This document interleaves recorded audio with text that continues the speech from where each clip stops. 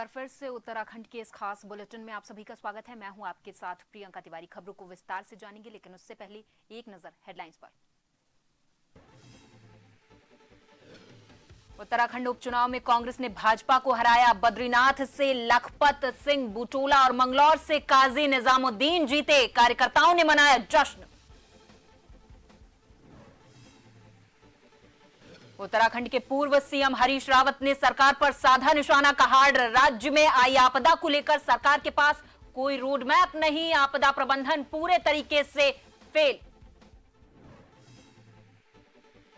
14 जुलाई को होने वाली पीसीएस परीक्षा को लेकर डीएम ने दिए सख्त निर्देश। परीक्षा केंद्रों पर लागू होगी धारा 144। होटलों, धर्मशालाओं और आश्रमों में रुकने वालों पर कड़ी नजर। 4 दिन से बंद बद्रीनाथ राष्ट्रीय राजमार्ग सभी वाहनों के लिए पूरे तरीके से खोला गया। स्थानीय और तीर्थयात्रियों ने ली राहत की सांस।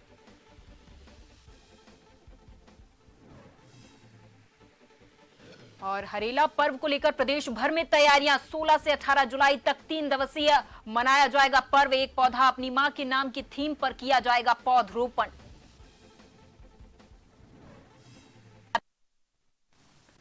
और अब खबरों को जानेंगे विस्तार से। आज विधानसभा मंगलौर का परिणाम आ चुका है, जिसमें काजी निजामुद्दीन ने 422 वोटों से जीत हासिल की है, जिसके बाद उत्तराखंड के पूर्व सीएम हरीश रावत ने मंगलौर की जनता का धन्यवाद दिया है और कहा है कि ये जीत मंगलौर विधानसभा के साथ साथ पूरे उत्तराखंड की जीत है। जैसे मंगलौर की जनता ने निडर और निष्पक्ष होकर मतदान किया है, ये एक सुनहरे अक्षरों में लिखा जाएगा।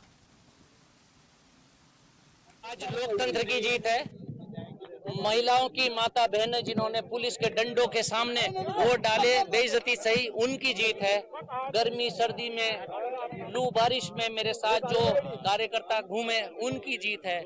मेरे पार्टी के नेताओं की, हरीश रावत जी, यशपाल आर्य जी, करण महाराज जी, प्रीतम सिंह जी, नवप्रकाश जी, रंजीत रावत जी, हमारे सम्मानित विधायकों की जीत है। सभी लोगों ने एकजुट होकर जी जान से मेहनत की। सभी कार्यकर्ताओं की, सभी की जीत है। ये शानदार जीत है। इस जीत के लिए मैं मंगलौर की जनता को और बद्रीनाथ की जनता को बहुत बधाई देता हूं। ये जनता जनार्दन की कृपा है। हम अपना विपक्ष धर्म ठीक से पूरी मेहनत से निभाएंगे, शिद्दत से निभाएंगे। और लोगों ने संकेत दिया है कि इस समय हम तुमको ये बहुमत दे रहे हैं, तुमको जिता रहे हैं, लेकिन अपना कर्तव्य ठीक से पालन करो, मिल करके पालन करो और 2027 तुम्हारा है। निष्पक्ष होके जो वहाँ अत्याचार हमारे लोगों पे हुआ, जो महिलाओं पे लाठी बरसाई गई, जो पुलिस बल का बेवजह जो है उनका यूज किया गया, आपने दिखाया। मंगलौर की जनता जागरूक हुई, डरी नहीं गुंडों से और बाहर निकली तो आज भारतीय जनता पार्टी इस सरकार पे कालिक पोतने का काम किया है। मैं आज मंगलौर की देवतुल्य जनता को बधाई देना चाहता हूं। जिस दिन से मंगलौर उपचुनाव डिक्लेयर हुआ है, उस दिन से भाजपा ने लोकतंत्र के अपहरण करने की भरपूर कोशिश की, लेकिन देवतुल्य मंगलौर की जनता ने उसको जवाब देने का काम किया है। लाठी डंडे खा के भी उन्होंने लोकतंत्र को बचाने का काम किया है। ये जीत काजी निजामुद्दीन जी की नहीं है, ये लोकतंत्र की जीत है। सबको, हरिद्वार की महान जनता को, मंगलौर की देवतुल्य जनता को प्रणाम करती हुए बधाई देती हूँ और खास तौर पे पत्रकार बंधुओं को, उन लोगों को जिन्होंने निष्पक्ष होकर बिना किसी भय के जो अत्याचार वहाँ आम जन पर हुआ, माताओं बहनों पर हुआ, उसको दिखाया। और जनता ने जिस तरीके से निडर होकर बिना डरे अपने मतों का, अपनी वोट का इस्तेमाल किया, अपना प्रयोग किया, कहीं ना कहीं निसंदेह पूरे देश को, प्रदेश को एक नई नजीर मिली। ये दिखाया गया कि इस देश में संविधान सबसे बड़ा है। लोकतंत्र के प्रहरी के रूप में एक एक वोट जो है सच के साथ गया। रुड़की की मंगलौर विधानसभा से कांग्रेस प्रत्याशी काजी निजामुद्दीन ने 449 वोटों से जीत दर्ज की। जानकारी के मुताबिक 10 राउंड की मतगणना में कांग्रेस के काजी को 31,710 वोट मिले। दूसरे नंबर पर भाजपा प्रत्याशी को यानी कि करतार सिंह भड़ाना को 31,261 वोट मिले हैं। तो वहीं बसपा के उबैदुर रहमान को कुल 19,552 वोट मिले हैं। हालांकि जीत दर्ज करने के बाद काजी निजामुद्दीन ने कहा कि मंगलौर में लठतंत्र कायम करने की कोशिश की गई, लेकिन लोकतंत्र के आगे ये हार गया।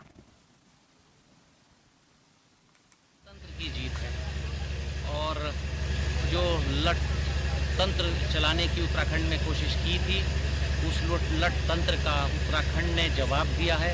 यहाँ मैं सिर्फ आपसे एक बात कहना चाहूँगा, जो हमारे विपक्षी दल हैं, कि आप लोगों के दिल जीतने की कोशिश कीजिए, बूथ जीतने की कोशिश मत कीजिए, वरना जनता वही जवाब देगी जो अब मंगलौर विधानसभा उपचुनाव में दिया है। मैं मंगलौर विधानसभा की जनता का दिल से आभार व्यक्त करता हूँ।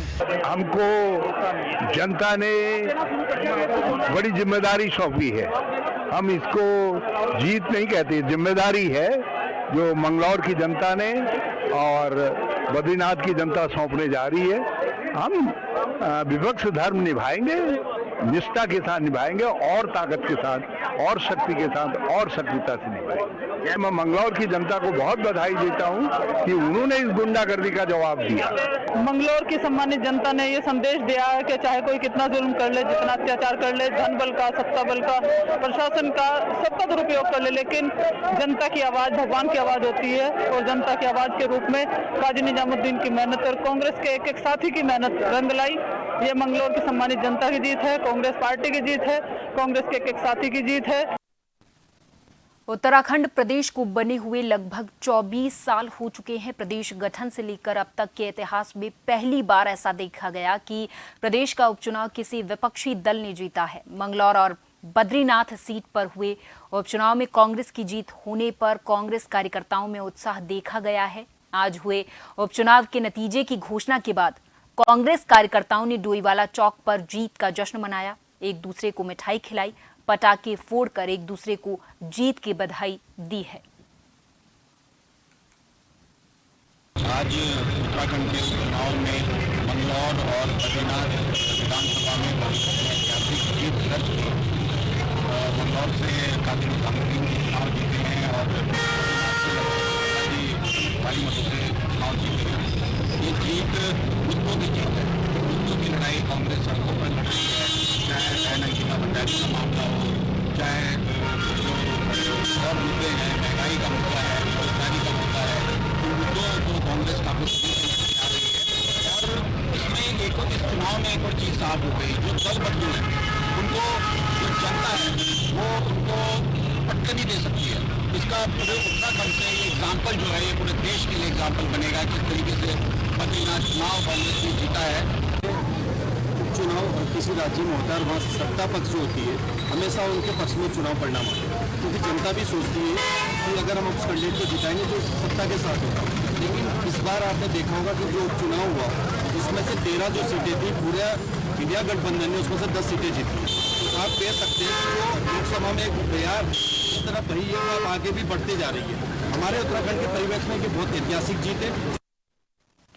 शनिवार को उत्तराखंड की मंगलौर और बद्रीनाथ विधानसभा सीट पर हुए उपचुनाव की मतगणना में मंगलौर से कांग्रेस के काजी निजामुद्दीन और बद्रीनाथ से लखपत बुटोला की ऐतिहासिक जीत हुई, जिसे देखते हुए कांग्रेस के सभी कार्यकर्ताओं ने एक दूसरे को मिठाई खिलाकर खुशियां मनाई हैं। साथ ही वहां की जनता का आभार भी जताया है।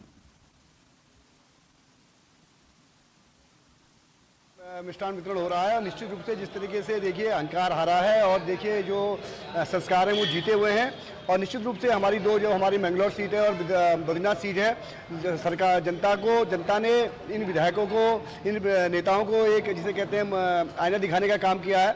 जिस तरीके से बद्रीनाथ जी में हम अब कांग्रेस पार्टी से विधायक बनने के बाद जिस तरीके से उन्होंने अपनी विधायकी छोड़ी और उसके बाद जो उन्होंने सोचा कि भाई जो भी है सब मेरा है, तो ये जनता ने उनको आईना दिखाया। और निश्चित रूप से जो हमारे लखपत बुटोला जी हैं बहुत निष्ठावान कांग्रेस पार्टी के कार्यकर्ता रहे हैं और उनको आज विजय मिली, उनको बधाई देता हूँ। इस बार उपचुनाव जो कांग्रेस के उत्तराखंड में हुए हैं उसने दोनों सीटों पर कांग्रेस ने अच्छा प्रदर्शन किया और मैं तो कहूँगा अयोध्या के बाद अब बद्रीनाथ से भी बीजेपी साफ हो गई है।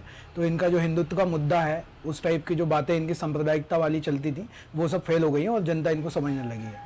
शनिवार को उत्तराखंड की बद्रीनाथ और मंगलौर सीट पर हुए उपचुनाव की मतगणना में कांग्रेस के दोनों ही प्रत्याशियों की हुई शानदार जीत पर रामनगर में कांग्रेस और यूथ कांग्रेस के कार्यकर्ताओं ने मिष्ठान वितरण करते हुए बद्रीनाथ और मंगलौर की जनता का आभार व्यक्त किया। तो वहीं दोनों ही प्रत्याशियों को वह बधाई भी दी है। तो वहीं कांग्रेस के जिलाध्यक्ष राहुल सिंवाल ने कहा है कि आज प्रदेश में जो है भाजपा ने जिस प्रकार अराजकता का माहौल किया और मंगलौर में जिस प्रकार पुलिस ने कार्यकर्ताओं पर लाठीचार्ज किया, यह संदेश दिया है जनता ने। और कांग्रेस के प्रत्याशी काजी निजामुद्दीन निजामुद्दीन को ऐतिहासिक मतों से जीत दर्ज कराई और उन्होंने कहा आने वाले निकाय चुनाव में भी कांग्रेस का पूरे प्रदेश में अच्छा प्रदर्शन रहेगा। तो वहीं यूथ कांग्रेस के प्रदेश प्रवक्ता फैजुल एडवोकेट ने भी आज अपने कार्यालय में मिष्ठान वितरण किया। उन्होंने कहा जिस प्रकार लोकसभा चुनाव में भाजपा को अयोध्या की जनता ने नकारा और कांग्रेस के प्रत्याशी को जीत दिलाई, तो वहीं उत्तराखंड में अब बद्रीनाथ की जनता ने भी भाजपा की प्रत्याशी के पक्ष में ना मतदान कर कांग्रेस के प्रत्याशी को ऐतिहासिक जीत दिलाई। उन्होंने कहा कि अयोध्या के बाद अब बद्रीनाथ में भाजपा का सफाया हुआ है।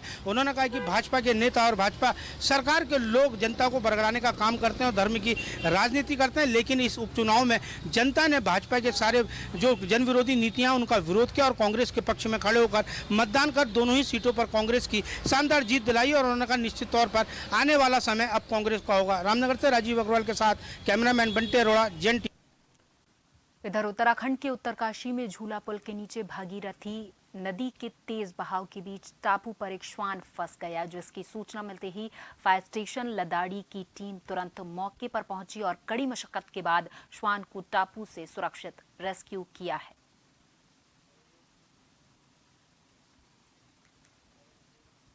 बीती 10 जुलाई को बिहार की एक प्राइवेट कंपनी AWPL के करीब 250 लोगों का ग्रुप रामनगर घूमने के लिए आया था। इस दौरान एक व्यक्ति की मौत होने का मामला सामने आया।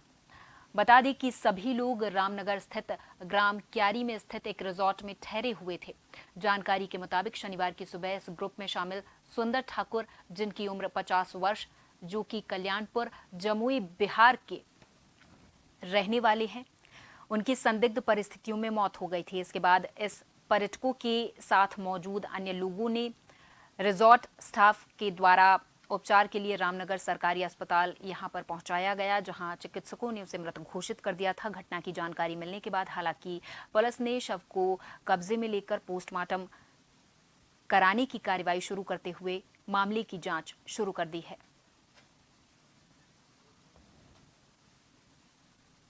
जमुई से आए हुए थे और यहाँ आपके नैनीताल टाइगर जिम रिसोर्ट में रुके हुए थे। हम लोग पूरे टीम के साथ 200-250 आदमी आए हुए हैं घूमने के लिए।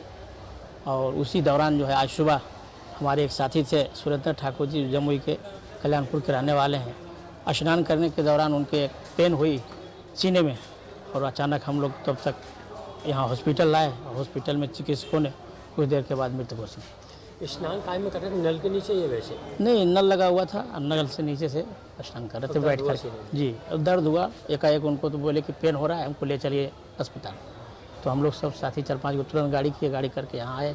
रविवार को रामनगर में स्थित एक रिजॉर्ट के अंदर बिहार के एक पर्यटक की संदिग्ध परिस्थितियों में मौत हो गई, जिसके बाद घटना की जानकारी पुलिस को मिलने के बाद पुलिस ने शव को कब्जे में लेकर मामले की जांच शुरू कर दी। आपको बता दें कि बिहार की एक प्राइवेट कंपनी के करीब 250 लोगों का ग्रुप 10 जुलाई को रामनगर स्थित क्यारी गाँव में टाइगर गिरोह नाम के रिजॉर्ट में ठहरा हुआ था। बताया जा रहा है कि शनिवार को एक 50 वर्षीय जो है व्यक्ति था, जिसके अचानक दर्द हुआ और उसके बाद साथ के पर्यटकों को जब उसने सूचना दी तो तुरंत उसे रामनगर के सरकारी अस्पताल लाया गया, जहां चिकित्सकों ने उसे मृत घोषित कर दिया। घटना की जानकारी पुलिस को मिलने के बाद पुलिस ने भी शव को कब्जे में लेकर पंचायतनामे की कार्रवाई करते हुए मामले की जांच शुरू कर दी। पुलिस का कहना है कि पोस्टमार्टम रिपोर्ट आने के बाद मौत के वास्तविक कारणों का पता चल सकेगा। तो वहीं पुलिस ने भी जांच शुरू कर दी। हालांकि मृतक जो ये 50 वर्षीय व्यक्ति है, इसके परिजन अभी बिहारी में मौजूद है। परिजनों को भी साथ में मौजूद अन्य पर्यटकों द्वारा परिजनों को सूचना दे दी गई है। फिलहाल पुलिस मामले की जाँच में जुटी हुई है। रामनगर से राजीव अग्रवाल के साथ कैमरामैन बंटे अरोड़ा, जन। बद्रीनाथ विधानसभा उपचुनाव के नतीजे अब पूरे तरीके से साफ हो चुके हैं। बता दें कि इस बार भी कांग्रेस पार्टी प्रचंड बहुमत के साथ अपनी जीत दर्ज कर चुकी है। यहां से कांग्रेस पार्टी के प्रत्याशी लखपत सिंह बूटोला ने अपने प्रतिद्वंदी भाजपा के प्रत्याशी राजेंद्र भंडारी को हराकर जीत दर्ज कर ली है। बड़ी बात तो यह है कि नगर के साथ साथ अब ग्रामीण इलाकों में भी कांग्रेस प्रत्याशी लखपत सिंह बूटोला की जीत का जश्न मन रहा है। वहीं बात करें जोशीमठ के दूरस्थ गांव उर्गम घाटी की, तो यहां भी ग्रामीणों ने लखपत सिंह बूटोला की प्रचंड बहुमत की जीत पर अपने गांव में एक दूसरे को गले लगाया और साथ ही साथ पूरे गांव में मिष्ठान खिलाकर खुशी जताई है।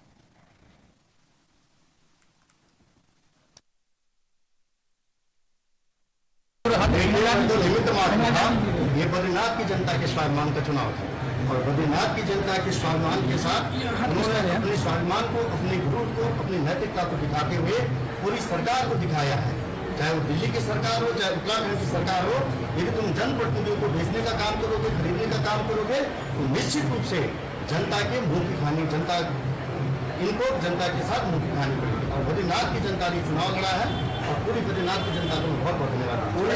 किसको देंगे आप जीत का श्रेय? मैं जीत का श्रेय बद्रीनाथ की जनता को, अपने कार्यकर्ताओं को, अपने पार्टी के शीर्ष नेतृत्व को, सारे लोग जिन लोगों ने मेरा साथ दिया है, बद्रीनाथ के स्वाभिमान का साथ दिया, बद्रीनाथ की नैतिकता के साथ दिया है, उन तमाम लोगों को इस जीत का श्रेय दिया जाए। तो बद्रीनाथ विधानसभा उपचुनाव के नतीजे अब पूरे तरीके से साफ हो चुके हैं। कांग्रेस जीत चुकी है और यहां पर कांग्रेस ने अपनी जीत के बाद जश्न मनाना भी शुरू कर दिया है। यहां से कांग्रेस पार्टी के प्रत्याशी लखपत सिंह बुटोला ने अपने प्रतिद्वंदी भाजपा के प्रत्याशी राजेंद्र भंडारी को हरा दिया है और बड़ी जीत दर्ज की है। बड़ी बात तो यह है कि नगर के साथ साथ अब ग्रामीण इलाकों में भी कांग्रेस प्रत्याशी बुटोला की जीत का जश्न मना रहे हैं। बात करें जोशीमठ के दूरस्थ गांव ओरगम घाटी की, तो यहां भी ग्रामीणों ने बुटोला की प्रचंड जीत की बधाइयां दी हैं, एक दूसरे को गले लगाया है, साथ ही मिठाइयां भी बांटी गई हैं। बद्रीनाथ विधानसभा के उपचुनाव के नतीजे जैसे जैसे आने शुरू हुए वैसे वैसे ही कांग्रेस पार्टी के कार्यकर्ताओं में काफी खुशी की लहर देखने को मिलती रही। ऐसे में गोपेश्वर चमोली में कांग्रेस कार्यकर्ताओं ने मिलकर हाथ में पार्टी का झंडा लहराकर काफी खुशी जताई और साथ ही साथ चमोली में भी कांग्रेस कार्यकर्ताओं ने पटाखे फोड़कर एक दूसरे को मिठाई खिलाकर खुशी जताई है। नीति आयोग भारत सरकार ने एसडीजी 2023-24 की रिपोर्ट जारी कर दी है। रिपोर्ट में उत्तराखंड ने सतत विकास लक्ष्यों की कसौटी पर खरा उतरते हुए पूरे देश में पहला स्थान हासिल किया है। पीएम मोदी के मार्गदर्शन और मुख्यमंत्री पुष्कर सिंह धामी के नेतृत्व में उत्तराखंड तेजी से विकास की राह पर अग्रसर है। एसडीजी के सभी लक्ष्यों को हासिल करने के लिए राज्य सरकार तेजी से कदम बढ़ा रही है। सभी प्रदेशवासियों को बधाई देते हुए मुख्यमंत्री धामी ने कहा कि प्रदेश की देवतुल्य जनता के आशीर्वाद और सहयोग से ये उपलब्धि हासिल हुई है। मुख्यमंत्री धामी ने कहा कि पीएम मोदी के कुशल नेतृत्व में हमारी डबल इंजन की सरकार के विकासोन्मुखी प्रयासों से आज हमारा प्रदेश अग्रणी राज्य बनने की दिशा में आगे बढ़ा है। उत्साहवर्धक है कि सतत विकास लक्ष्यों के प्राप्ति में उत्तराखंड हिंदुस्तान के श्रेष्ठ राज्यों में पहले नंबर के राज्यों में आया है। निश्चित रूप से हमारे प्रधानमंत्री आदरणीय मोदी जी के नेतृत्व में हमारी डबल इंजन की सरकार लगातार उत्तराखंड को आगे बढ़ाने के लिए काम कर रही है और हर दृष्टि से उत्तराखंड समेकित रूप से विकास की ओर आगे बढ़े, उसके लिए पूरा नियोजन और प्रबंधन किया जा रहा है। इसके साथ साथ आदरणीय प्रधानमंत्री जी ने जो बाबा केदार की भूमि से कहा था कि 21वीं सदी का तीसरा दशक उत्तराखंड का दशक होगा, ये आंकड़े बताते हैं कि हमारा राज्य उस दिशा में आगे बढ़ रहा है। मैं प्रदेशवासियों को सबको बधाई देता हूं।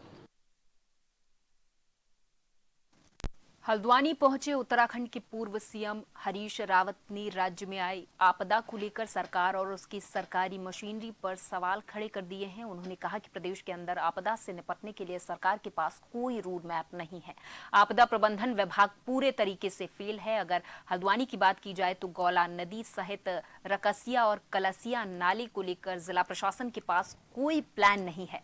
अंतर्राष्ट्रीय स्टेडियम के पास भारी भूकटाव हुआ है।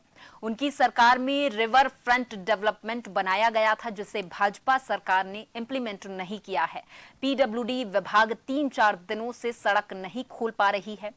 जोशीमठ हाईवे अब तक नहीं खुल पाया है। उन्होंने कहा कि हमारे पूर्व विधायक भी वहां फंसे हुए हैं लेकिन सरकार कोई ठोस कदम नहीं उठा रही है। कुछ तैयारियां नहीं, आपदा प्रबंधन टोटली फेल हो गया, पूरी तरीके से मिस्ड है। ये उत्तराखंड को किस तरीके की कितनी सजगता की आपदा प्रबंधन में जरूरत है उस लायक है ही नहीं। और इनके विभाग फेल हो गए। पीडब्ल्यूडी 3-3, 4-4 दिन हो जा रहे हैं, सड़कें कई हफ्ते हो जा रहे हैं, सड़कें खुल नहीं रही हैं। पहाड़ों में इसकी हालत है। आज पहली बार इसमें बंद हुई, अभी तक नहीं खुल पाई। सर, चारधाम यात्रा भी प्रभावित हो रही है उससे। हाँ, उसमें अब जोशीमठ के अंदर 3-4 दिन हो गए हैं आज, रास्ता खोल नहीं पा रही है, बल्कि हमारे एक एक्स विधायक हैं ललित फटवाण जी, वो भी वहाँ फंसे हुए हैं जोशीमठ में।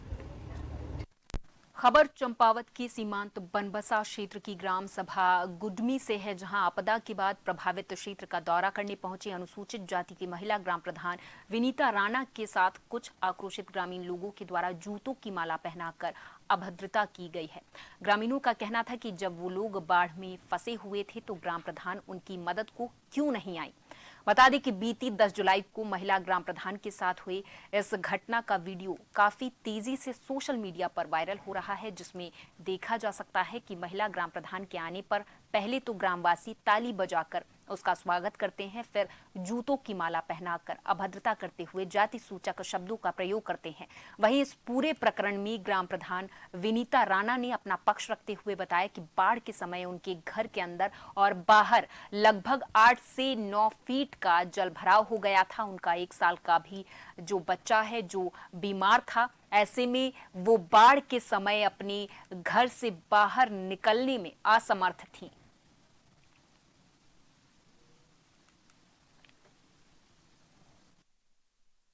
विनीता राणा जो एक एसटी परिवार से है और निर्विरोध ग्राम प्रधान गुजमी की निर्वाचित हुई है और बहुत बढ़िया काम वो अपनी ग्राम सभा में कर रही है, लोगों के दुख सुख में।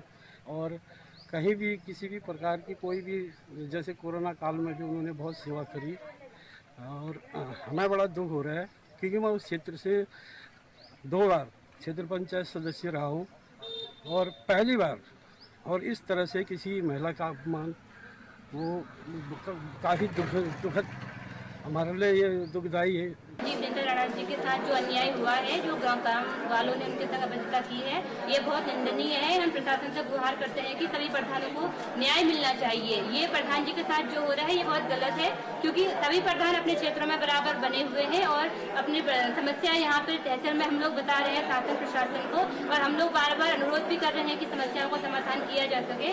और प्रधान जी खुद पीड़ित थी, लेकिन खेती बाढ़ जैसे बाढ़ का पानी कम हुआ सर, वैसे ही मैं ग्राम सभा में गई देखने के लिए कि बाढ़ से कितने लोग प्रभावित हो रखे हैं, कितना नुकसान हो रखा है। मैंने कहा एक बार मुआयना करके आती हूँ। तो सर मैं उस जगह में पहुँची तो मतलब मेरे को गाली देना स्टार्ट हो गया, लोगों ने मुझे गाली देनी। ज़्यादा लोग नहीं है, कुछ लोग हैं गांव के लोग, पीछे से कुछ लोग बोल रहे हैं मत करो परेशान उनको, वो भी डूबे हैं, पर ये लोग उनको भी गाली दे रहे हैं। मतलब वो लोग नहीं माने, उनकी सोची समझी साजिश थी। एसटी समुदाय की है और इसमें मुझे विवेचना मिली हुई है और इसमें अभी तक जो है 9 लोगों को नामजद किया है, जो इसमें विवेचना के दौरान।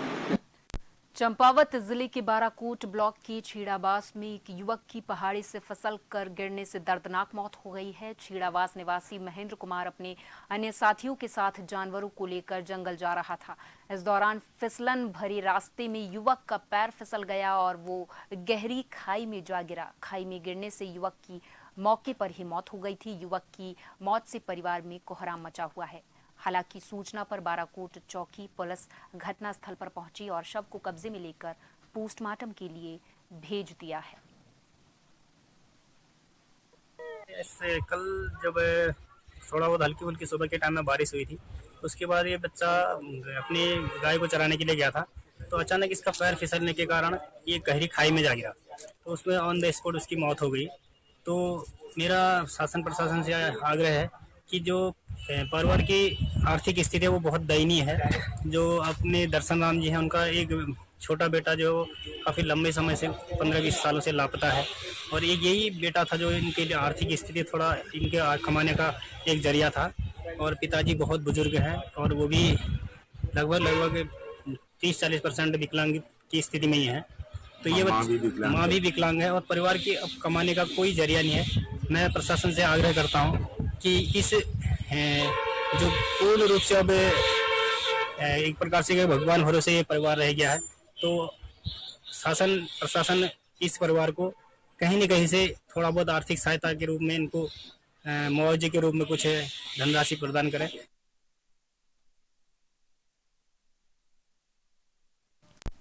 और इसी के साथ उत्तराखंड के इस खास बुलेटिन में अभी के लिए मेरे साथ बस इतना ही। आप देखते रहें जन टीवी। नमस्कार।